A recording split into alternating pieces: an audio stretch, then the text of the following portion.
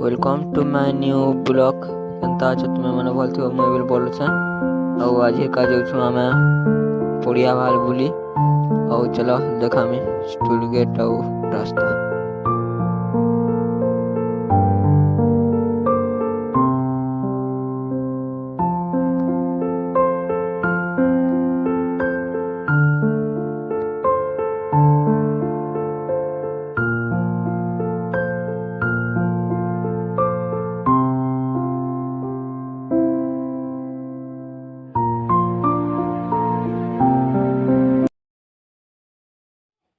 इटा हूँ से स्टूल गेट जेनटा कि पड़िया भाला स्टूल गेट बोलसन आउ इटा पैदामाल पाखे अच्छे देखिबार तो यहाँ हूँ stool gate in check in Karasi.